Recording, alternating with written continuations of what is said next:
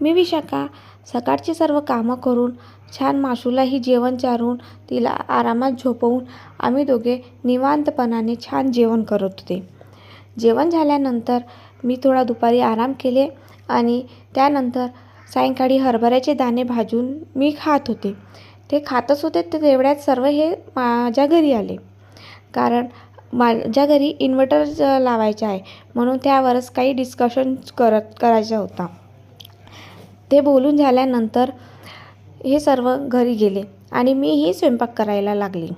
आज मीने बेसन भात पोळ्याच करायचा होता म्हणून मी बेसन बनवले आणि भातही केले. बेसन भात तयार झाला त्यानंतर माशूचे पप्पा जेवण करायला बसले.